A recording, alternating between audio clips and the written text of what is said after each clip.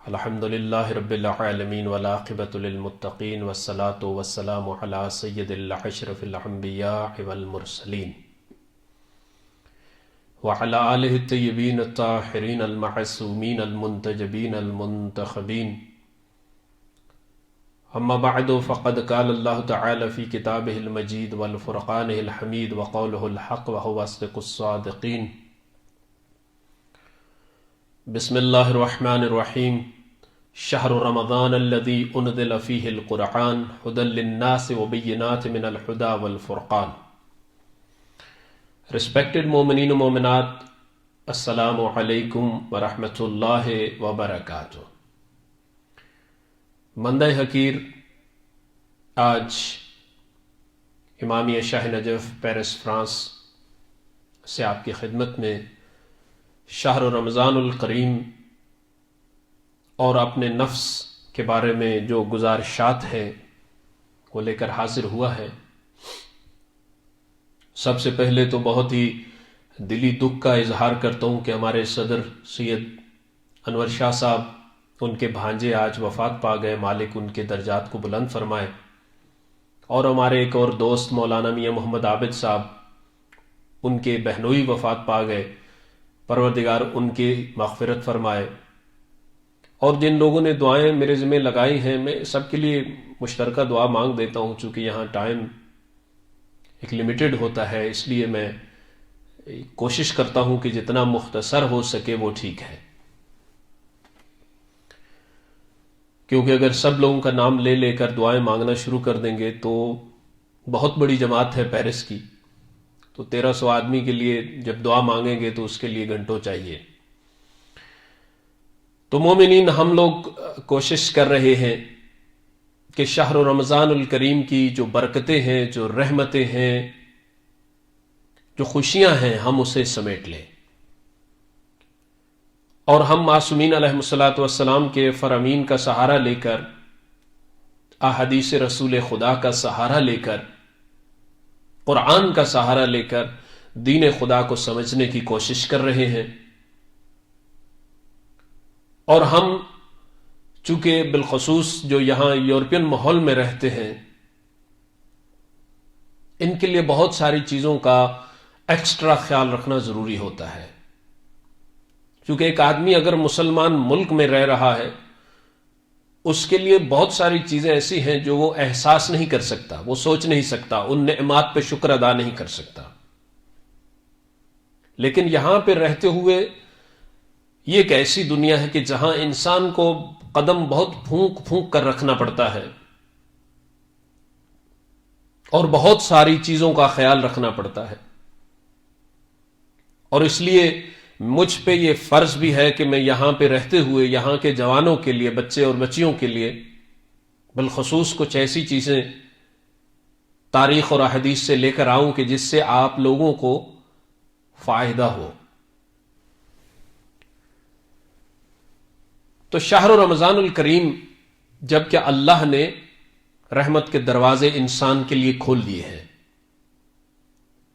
اور پروردگار عالم چاہتا ہے کہ میرا بندہ میری بارگاہ میں آ کے جھک جائے اور مجھ سے مانگے اور میں اس کو عطا کروں. جب ہم اس سے نہیں مانگتے ہیں تب بھی وہی عطا کرتا ہے، لیکن اب تو وہ ہر وقت پکار پکار کے، ویسے تو قرآن میں اللہ سبحانہ و تعالی فرما رہا ہے ادعونی فاستجب لکم، تم مجھ سے مانگو میں تجھے عطا کرتا ہوں. لیکن شہر رمضان چونکہ اللہ کا مہینہ ہے، اللہ کی میزبانی میں ہیں آپ کا سونا بھی عبادت بن رہا ہے، آپ کا اٹھنا بھی عبادت بن رہا ہے، آپ کا جاگنا بھی عبادت بن رہا ہے، آپ کا رزق حلال کمانا بھی عبادت بن رہا ہے، آپ کی سانسیں بھی تسبیح نکال رہی ہیں. اس لیے اس سے زیادہ فائدہ اٹھانا چاہیے اور اپنے اندر ایک بدلاؤ لانا چاہیے. جو مین بدلاؤ جس کی ضرورت ہے وہ بہت ضروری ہے. اگر انسان ہر دن اپنے آپ کو گمراہی، جہالت، اندھیرے سے نکال کر ایک قدم روشنی کی طرف نہیں لے کے جا رہا تو سمجھیں کہ وہ بالکل اس کی زندگی انسانوں جیسی نہیں بلکہ جانوروں جیسی گزر رہی ہے.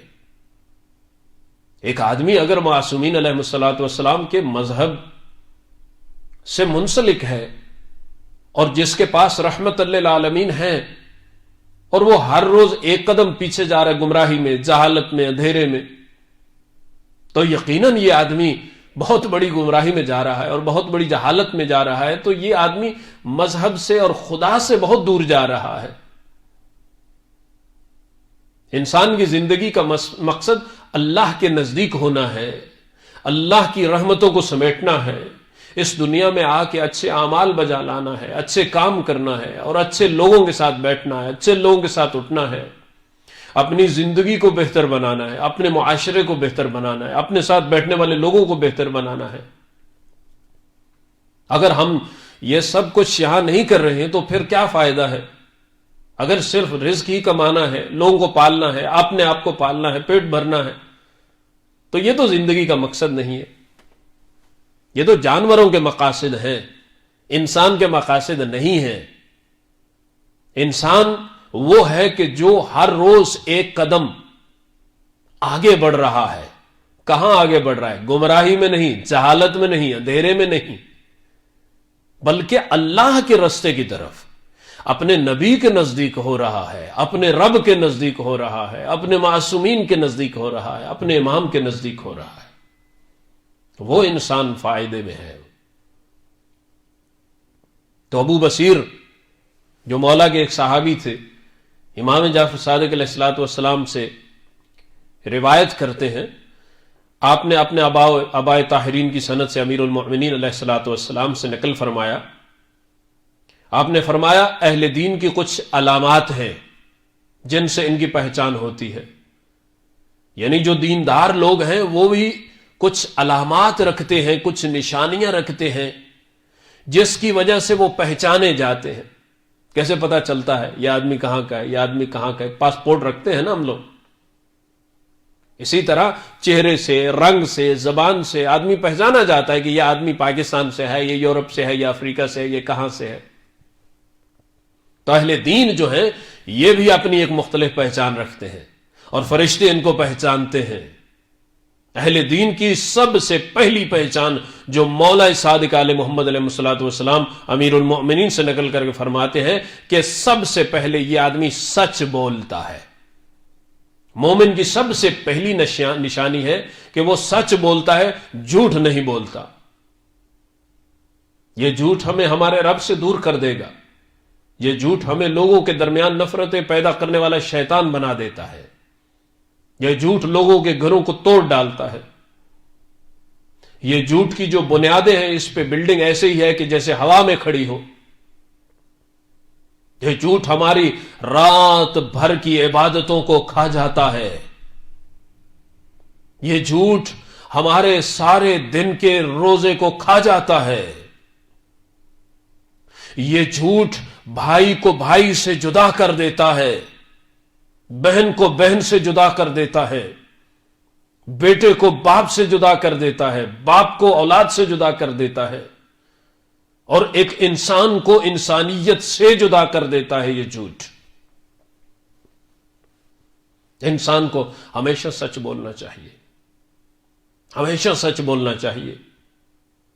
اگر آپ سچوں کے ماننے والے ہیں اور آپ سچوں سے دوستی رکھتے ہیں اور آپ ان کی محبت میں جی رہے ہیں تو آپ کو ہمیشہ سچ بولنا چاہیے۔ آج جو معاشرے میں سب سے بڑی پریشانیاں اور پرابلمز ہو رہی ہیں وہ اس جھوٹ کی وجہ سے اور چغل خوری کی وجہ سے ہوتی ہیں۔ لوگ لوگوں پہ جھوٹی تہمتیں لگا رہے ہیں، ویسے کہتے ہیں مصروف ہیں، ہمارے پاس ٹائم نہیں ہے، ہم آ نہیں سکتے، ہم فون نہیں سن سکتے، لیکن ایک دوسرے کو فون کر کے گھنٹوں ایک دوسرے پہ جھوٹی تہمتیں باندھتے ہیں، تب ٹائم مل جاتا ہے۔ کیوں؟ کیونکہ اس وقت شیطان کے نرغے میں ہے، شیطان نے اپنے نرغے میں لے رکھا ہے اور وہ جھوٹ بلوا رہا ہے۔ تو جب ہم یہ دعویٰ کرتے ہیں کہ ہم معصومین کے ماننے والے ہیں، ہم ان سے محبت کرنے والے ہیں اور وہ صادقین ہیں اور اللہ کو بھی سچے پسند ہیں، تو پھر ہم جھوٹ کیوں بولتے ہیں؟ اس جھوٹ بولنے سے ہمیں کیا مل جاتا ہے؟ کچھ بھی نہیں ملتا، ماں سوائے اللہ کی ناراضگی، اللہ سے دوری ملتی ہے۔ اپنی اولاد کو جھوٹ نہ بولنے کی تعلیم کریں، کیونکہ اگر بیٹا سامنے، باپ سامنے بیٹھ کے جھوٹ بول رہا ہے تو اولاد تو اس کو نعمت سمجھے گی، اولاد تو اس کو سنت سمجھ کے بولے گی۔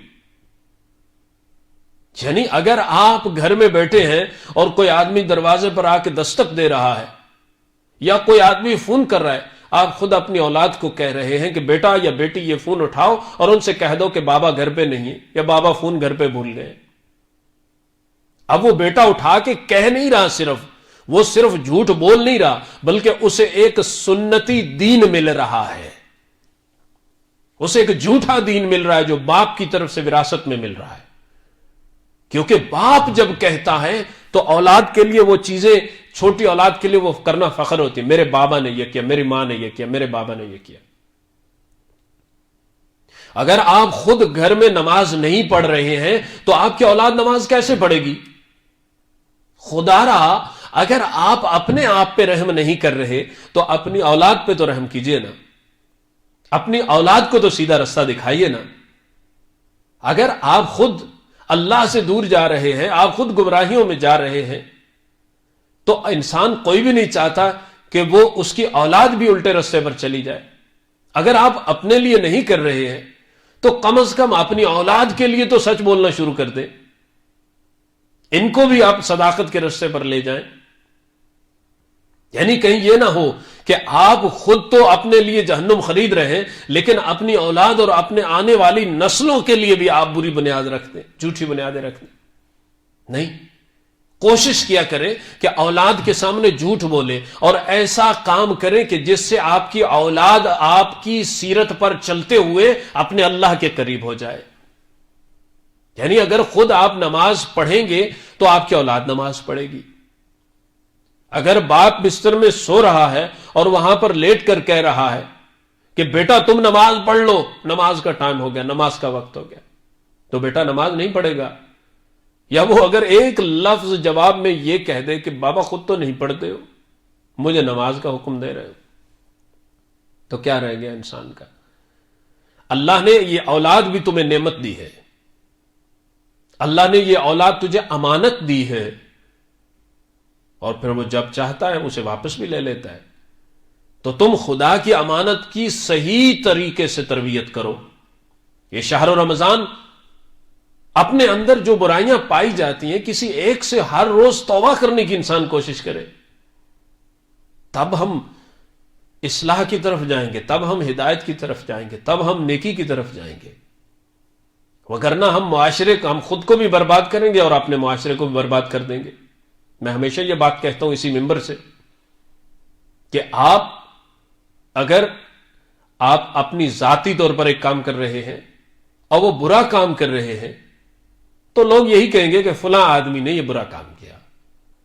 لیکن جب آپ منسلک ہو گئے کہ یہ شیعہ ہے، یہ مؤمن ہے، یہ رسول خدا صلی اللہ علیہ وآلہ وسلم کا امتی ہے، یہ ان کا چاہنے والا ہے، یہ مسلمان ہے، اس وقت اگر آپ غلط کام کرتے ہیں تو وہ تہمت صرف آپ تک نہیں ٹھہرے گی بلکہ آپ کے مذہب تک پہنچ جائے گی، آپ کے رہبر تک پہنچ جائے گی۔ لوگ آپ کو تو برا کہیں گے ہی، ساتھ آپ کے مذہب پر بھی انگلی اٹھائیں گے، آپ کی قوم پر بھی انگلی اٹھائیں گے، اور ساتھ ہی آپ کے رہبر اور آپ کے امام پر بھی انگلی اٹھائیں گے۔ ہمیشہ سچ بولنا چاہیے، سچ کا ساتھ دینا چاہیے، سچ سننا چاہیے، سچ بیان کرنا چاہیے، اور سچوں کے ممبر سے تو ہمیشہ سچ ہی ملتا ہے، ممبر سے ہمیشہ سچ ملتا ہے۔ ہم کہتے ہیں کہ عوام نے یہ کیا، عوام نے یہ کیا، اہل ممبر بھی کچھ اچھا نہیں کر رہے۔ ممبر پر آنے والے کچھ جاہل جو ہیں، اسٹیج پر آنے والے جو جاہل ہیں، وہ اس اسٹیج پر معصومین کا نام لے کر جھوٹ بولتے ہیں، معصومین کے نام کو استعمال کر کے قوم کی بربادی کرتے ہیں۔ اور ہماری عوام اتنی معصوم ہے، اتنے یہ سیدھے ہیں کہ یہ بیچارے، چونکہ وہ آدمی اس سٹیج پہ کھڑا ہے، وہ مولانا ہے، وہ ذاکر ہے، وہ فلاں ہے، وہ جھوٹ باندھ رہا ہے ائمہ سے، اور یہ آدمی بیچارے مان لیتے ہیں چونکہ معصومین کے ساتھ منسلک ہے۔ تو یہ آدمی بہت بڑا مجرم ہے۔ اس لیے کوئی ایک معیار بھی ہونا چاہیے ممبر پر آنے والے کا، سٹیج پر آنے والے کا بھی ایک معیار ہونا چاہیے جھوٹوں کو جب ممبر پہ بٹھا دیں گے، جھوٹوں کو جب سٹیج پہ کھڑا کر دیں گے، جہلا کو جب ممبر پہ کھڑا کر دیں گے تو وہ کیا بیان کریں گے؟ وہ جاہلی بیان کریں گے۔ امام فرماتے ہیں کہ ظرف سے وہی نکلتا ہے جو اس کے اندر ہوتا ہے، یعنی یہ نہیں ہو سکتا کہ آپ نے ایک برتن کے اندر دودھ ڈالا ہے تو پانی نکل آئے، یا پانی ڈالا ہے تو دودھ نکل آئے، یا دودھ ڈالا ہے تو جوس نکل آئے، نہیں۔ جاہل کے ظرف میں جو جہالت ہے وہی نکلے گی، عالم کے ظرف میں جو عالمیت ہے، جو اس کی تدبیر ہے، جو اس کا علم ہے، وہی نکلے گا۔ یہ ممبر پر آنے والے کو یہ نہیں ہم پوچھتے، یعنی آج آپ دنیا میں رہتے ہیں، پڑھے لکھے لوگ ماشاءاللہ سے ہیں، یورپ میں رہنے والے، پوری دنیا میں آج تو جدید ٹیکنالوجی ہے۔ کبھی آپ نے دیکھا ہے کہ ایک آدمی وکیل کا کوٹ پہن کے ایڈوکیٹ بن جائے، اور صرف وہ کوٹ پہنا ہے، پڑھا لکھا نہیں ہے، یونیورسٹی کا نہیں ہے، سند کا نہیں ہے، سند اس کے پاس نہیں ہے، سرٹیفکیٹ نہیں ہے، کچھ نہیں ہے، اور وہ عدالت میں آ جائے اور وہ جج اس کو کہے کہ ہاں آپ نے کوٹ پہن رکھا ہے لہذا آپ وکیل ہیں، آپ بیان کیجئے؟ نہیں، اس کے لیے پڑھنا پڑتا ہے، LLB کرنا پڑتا ہے، اس کے بعد سرٹیفکیٹ لینا پڑتا ہے، پھر پریکٹس کرنی پڑتی ہے، پھر وہ اس کو مانتے ہیں کہ تم وکیل ہو۔ پھر قابل ہے نالائق ہے وہ دوسری بات ہے۔ ڈاکٹر کا کوٹ پہننے سے ڈاکٹر نہیں بن جاتا، اس کو پڑھنا پڑتا ہے، یونیورسٹیوں میں جانا پڑتا ہے۔ پروفیسر لکھوا لینے سے پروفیسر نہیں بنتا، منہ سے جہالت جو نکل رہی ہوتی ہے اس سے پتہ چلتا ہے کہ عالم ہے یا نہیں ہے۔ ہمارے ممبروں کا معیار ہم نے، ممبر رسول کا معیار ہم نے گرا دیا ہے۔ کیوں؟ یہ ہم کو جاگنا پڑے گا، ہمارے نفس کو جگانا پڑے گا، ہمیں اپنے آپ کی اصلاح کرنی پڑے گی، ان جاہلوں کو روکنا پڑے گا کہ جو قوم کی بربادی کر رہے ہیں، جو قوم کو جہالت کی طرف سے لے کے جا رہے ہیں۔ حالت کیا ہو چکی ہے کہ ایک آدمی رکشہ چلانے والا ہے، ایک آدمی ڈھول باجا بجانے والا ہے، ایک آدمی گاڑی چلانے والا ہے، ایک آدمی کنڈکٹر ہے، وہ آگے کھڑا ہو گیا اور اس کے ساتھ وہ لقب لکھے جاتے ہیں کہ زمین سے لے کے شاید آسمان تک وہ پورے نہ پڑے، اور وہ آدمی پھر ممبر پہ تو آ جاتا ہے، چلیں جی آپ نے شعر پڑھ دیا، آپ نے قصیدہ پڑھ دیا، آپ نے کوئی حدیث بیان کر دی تو چلے ٹھیک ہے اس حد تک، لیکن وہ آدمی پھر ممبر پر آ کے فتویٰ دے رہا ہے، وہ آدمی قوم کی بربادی کر رہا ہے، اور وہ آدمی پھر علماء کے خلاف، فقہاء کے خلاف ایک ایجنڈا کھڑا کر رہا ہے۔ یہ ساری چالیں ہیں ان لوگوں کی، یہ سب ان دشمنوں کی چالیں ہیں۔ چونکہ یہ سچوں کا ممبر ہے، یہاں سے علم بانٹا جاتا ہے، یہاں سے تعلیم بانٹی جاتی ہے، یہاں سے امانت بانٹی جاتی ہے، یہاں سے سچ کی تعلیم دی جاتی ہے، یہاں سے لوگوں کو اس کے رب کے نزدیک کیا جاتا ہے۔ اس لیے ان لوگوں نے یہ کوشش کی ہے کہ یہ ممبر جو ہے یہ خراب ہو جائے، علماء کو ممبر سے ہٹا دیا جائے، جہلاء کو ممبر پہ بٹھا دیا جائے، اور وہ آ کے ٹھٹھا اور مسکری کرے اور جوگتے مارے اور لوگوں کے اوپر گالیاں بکے اور چلے جائیں۔ ہر آدمی دلیل دلیل دلیل دلیل، کس بات کی دلیل دیتے ہو یار؟ کوئی کسی کو حلال زادہ کہہ رہا ہے، کوئی کسی کو حرام زادہ کہہ رہا ہے، کس دین پر چل رہے ہیں آپ؟ امام جعفر صادق علیہ السلام کی ایک روایت پڑھی بہت عرصہ پہلے، میں نے میری آنکھوں سے گزری، کہ امام علیہ السلام نے ایک اپنے غلام کو آواز دی، اس نے نہیں سنی، امام نے پھر اسے آواز دی، اس نے نہیں سنی، شاید وہ کانوں سے کم سنتا تھا۔ ایک آدمی پاس بیٹھا تھا امام جعفر صادق علیہ السلام کے، وہ اٹھا اور اس کو کہتا ہے، اے فلاں ماں کے بیٹے، گالی بک دی، ادھر آؤ، امام بلا رہے ہو، تم سن نہیں رہے ہو۔ امام علیہ السلام نے فوراً اپنے منہ پہ ماتم کر لیا۔ امام نے فرمایا کہ تم ہم سے کچھ بھی سیکھ نہیں پائے ہو۔ کہا مولا وہ تو زمانہ جاہلیت میں تو اس کی ماں جو ہے وہ کافر سے مسلمان ہوا ہے، تو حرام ہی اسے کہوں گا۔ امام نے فرمایا نہیں، ہر مذہب کی اس کے اندر شادی ہوتی ہے اور وہی قابل قبول ہے، اور تمہیں کس نے حق دیا ہے کہ تم صادق آل محمد کے پاس بیٹھتے رہو، سچوں کے پاس بیٹھتے رہو، سچوں کے ساتھ رہتے رہو، اور اس کے بعد تم جھوٹ بولو اور تم کسی پہ تہمت لگاؤ، تم کسی کو گالی بکو؟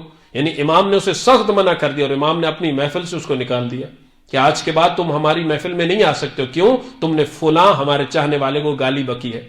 آج جو فیس بک پہ پیجوں پر یہ لکھ رہے ہیں علماء کے بارے میں، کسی کو حرامی لکھ رہے ہیں، کسی کو کچھ لکھ رہے ہیں، کسی کو کچھ رکھ رہے ہیں، میں ان سے یہ دعوت دیتا ہوں کہ یہ لوگ خود جائیں، اپنے شجرے کنگالیں اور اپنے آپ کو دیکھیں یہ کون ہے، یہ کہاں سے آئے ہیں، ان کی رگوں میں یہ کون سی محبت دوڑ رہی ہے۔ محبت اہل بیت تو کسی کو یہ حق نہیں دیتی کہ وہ کسی کو گالی بکے، محبت اہل بیت تو یہ حق نہیں دیتی کہ وہ حدیث رسول کو جھوٹی دلیلیں دے کر کسی اور کا دین بنا دے، محبت اہل بیت یہ حق نہیں دیتی ہے کہ وہ قرآن کی آیات کو توڑ موڑ کر اپنی ذاتی اس میں رائے ڈالے اور تفسیر میں رائے کرے۔ تو خدا را کچھ ہمیں بھی کوشش کرنی چاہیے کہ علماء کا دامن نہ چھوڑے، اہل علم و اہل فضل کا دامن نہ چھوڑے. یہ جو جاہل لوگ آ رہے ہیں ممبروں پر اور جہالت پھیلا رہے ہیں اور جھوٹا دین پھیلا رہے ہیں، ان کو کہیے جائیں اپنی نماز پہلے ٹھیک کر لیں، جائیں پہلے دعائے کمیل بھی پڑھانا سیکھ لیں، جائیں حدیث کتاب پڑھنا سیکھ لیں، جائیں پہلے قرآن کی تلاوت کرنا سیکھ لیں، اس کے بعد جا کے لوگوں کو قرآن کی تلاوت سکھائیے گا، اس کے بعد لوگوں کو تفسیر سکھائیے گا، اس کے بعد لوگوں کو دین سکھائیے گا. پہلے خود تو سیکھ لیجئے، پہلے خود تو کسی مکتب میں جا کے پڑھ لیجئے، کم از کم یہ تو ڈکلیئر کر دو کہ کس مکتب سے آئے ہو. والحمدللہ رب العالمین. پروردگار تجھے واسطہ محمد و اہل بیت محمد علیہ السلام کا ہم سب کے صغیرہ و کبیرہ گناہوں کو معاف فرما. میرا اللہ ہمیں عمل صالح بجا لانے کی توفیق عطا فرما، ایمان کامل عطا فرما، ہمیں راہ محمد و اہل بیت محمد علیہ السلام پہ چلنے کی توفیق عطا فرما.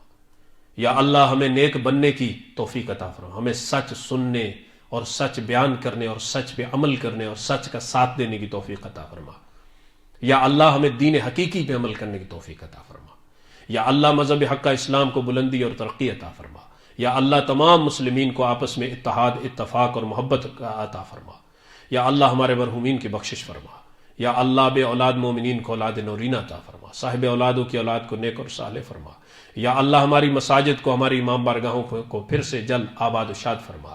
اور یا اللہ بیمار کربلا کی بیماری کا تجھے واسطہ اس کورونا وبا سے تمام مومنین و مومنات، مسلمین و مسلمات اور تمام عالم انسانیت کو محفوظ فرما. یا اللہ بحق محمد و اہل بیت محمد ہم سب پہ رحم فرما، ہم سب پہ کرم فرما.